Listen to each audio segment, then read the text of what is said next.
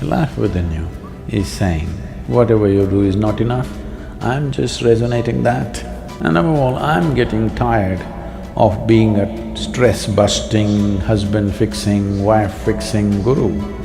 If your mind does not rise beyond the compulsions of your body, I'm sorry, I'm not talking to you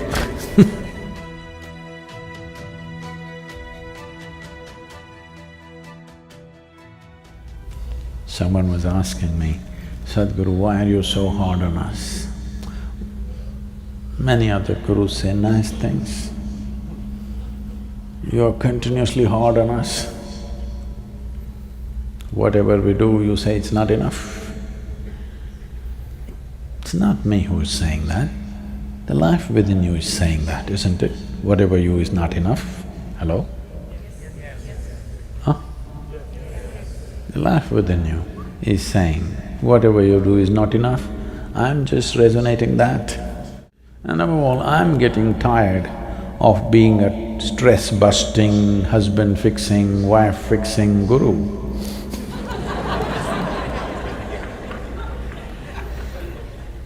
A yogi means he is supposed to do something to you which is beyond your physical and psychological drama. I'm not the director of your physiological and psychological drama that's going on. It's your business to run those two dramas well, isn't it so? There is enough intelligence within you to conduct life, yes or no? There's enough intelligence.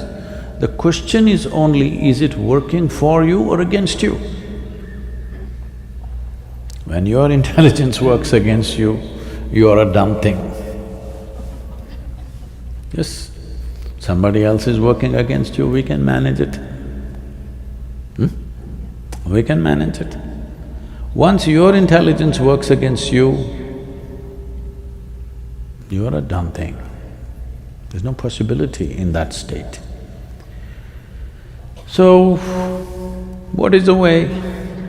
Well, Adiyogi talked about three basic formats for realizing what's beyond. With one set of people, with the Saptarishis, who are seven very focused men, he talked about the science of knowing. Went on for decades, exploration.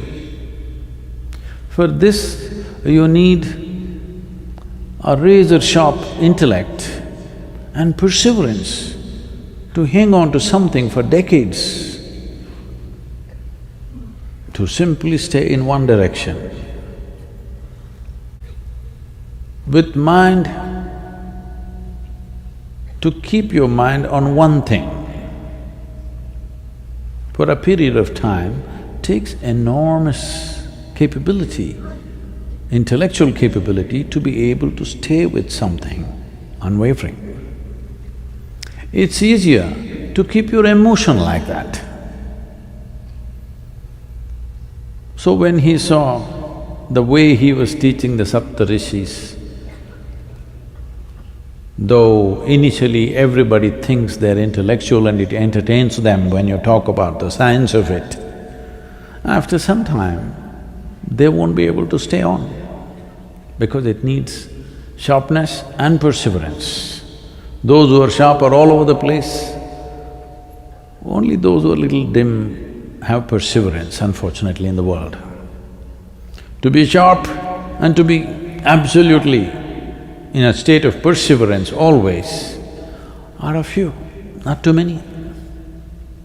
So he saw the next possibility. When his wife Parvati came, she came to him with enormous love and devotion. So, because her devotion and love for him was such, he could include her as a part of himself. She became one half of him and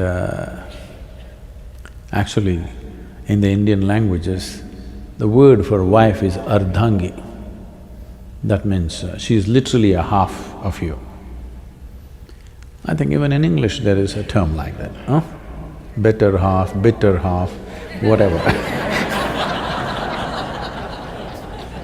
No, it depends case to case.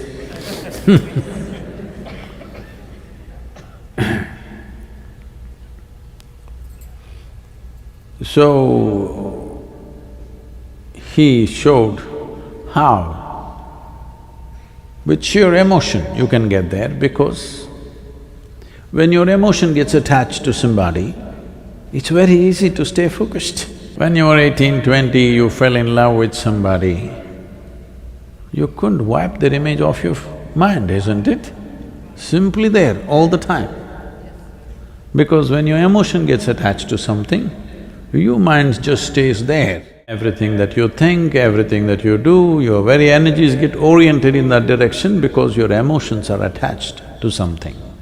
So this is what Parvati did, that she attached her emotions to Adiyogi in such a way that emotion which starts as love became devotion.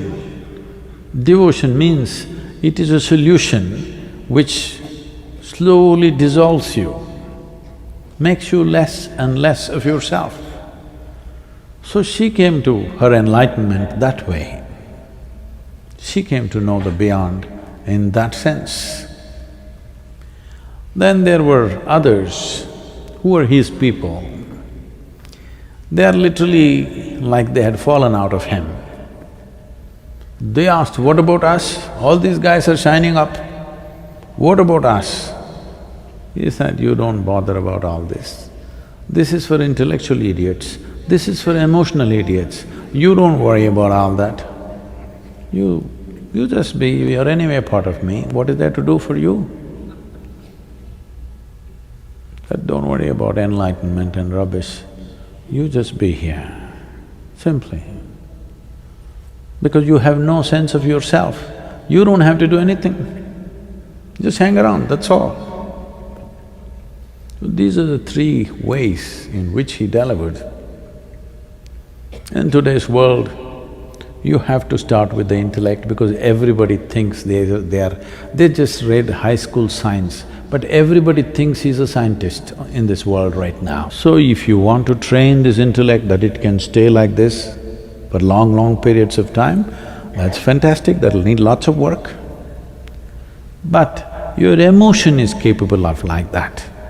There have been times in your life when you're emotionally very strong with somebody, 24 hours. Has it happened or no? So you're more emotionally competent than intellectually competent. Whether you're a man or a woman, this is true for you, look at it and see. Maybe your love is not focused, but your anger at least is focused. That is an emotion. If your mind does not rise beyond the compulsions of your body, I'm sorry, I'm not talking to you. If you do not know how to raise your mind beyond the compulsions of your physiological compulsions, if you do not raise beyond that, then what's the point of talking to you of higher things? You are not yielding to your life's longings, you are settling for the ways of the body, that's all. Is it wrong? Not at all. It's just limited. Is it wrong to be limited? Not at all. But if it happens to me, I would consider it as a crime against my life. But different people have different standards, it's perfectly fine. It's just that, don't talk about lofty things when what you want is this. It's a waste of time for you and of course for me. A few physiological things have enlarged in their mind in such a way that it looks like there is no way to cross it. No, you just have to look at it with little more awareness, that's all.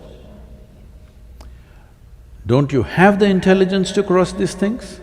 You have, believe me. It is just that your intelligence is mortgaged to so many things that it can't think straight. Because small physiological needs and psychological needs, you have dressed it up so much with so many frills, you can't see through. what it is. It is very simple process. Physiological needs of hunger and sexuality are very simple things. If you see it for what it is, very easily you can look beyond it. Body and mind are tools, are instruments given to you so that you live. Not that you get enslaved by those two tools. You're supposed to master them